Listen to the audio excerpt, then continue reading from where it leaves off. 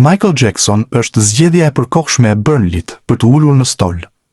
Pas largimit të Scott Parker, klubi i Premier League e prezantoi Jacksonin si trajner të përkohshëm.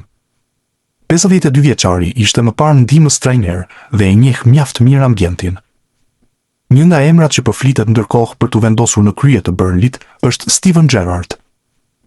Dhe për Brojen ndërkohë do të jetë fillim i ri. Por sulmuesin e kombëtares shqiptare do jetë hera e parë që do luajë në Championship. Ndërsa kanë mbetur edhe 4 javë deri në mbyllje të këtij sezoni në Premier League, Burnley e ka vullosur matematikisht rënien nga elita e futbollit anglez. Në një situatë të tillë, drejtuesit e Burnley kanë vendosur në krye të listës për pasuesin e trajnerit Scott Parker, legjendën e Liverpool Steven Gerrard. Ish kapiteni i Reds prej janarit të vitit të 2025 është pa ekip pas aventurës të skuadra e Al Ettifaq në Arabinë Saudite. Bordi kërkon reformë të thellë për të ndryshuar shumë çka dhe Gerrard e ka treguar se ka eksperiencën e duhur për t'i ngjitur sërish në Premier League. 45 vjeçari njihet për raportin e ngushtë me lojtarët dhe nëse emërohet, mund të konsiderohet shansi i lartë që Broja të ndryshojë marsh dhe t'i jipen hapësira për të bërë protagonistin në ekip, ndryshe nga sa ka ndodhur me trajnerin Parker.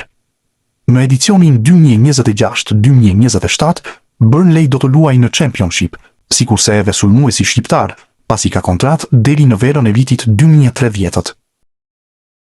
Armando Broja nuk ka bërë një sezon të mirë me Burnley, dhe kjo shihet qartësisht nga shifrat e tij.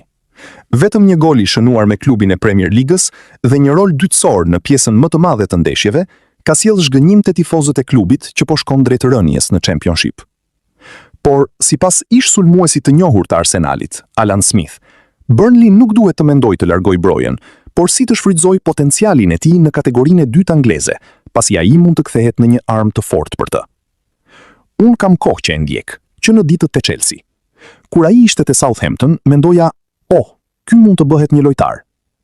Ai më kujton paksa Mitrovic, i cili bëri aq mirë te Fulham, por qartësisht Broja nuk i ka shënuar golat. Ai është i aftë ta bëjë një gjë të tillë, dhe nëse ata bien nga kategoria, ndjej se në Championship ai do të ishte një aset i madh për skuadrën. Ai është vetëm 24 vjeç, ndaj unë do ta mbaja për sezonin e ardhshëm, tha ish futbollisti i cili tashmë është një opinionist për Sky Sports.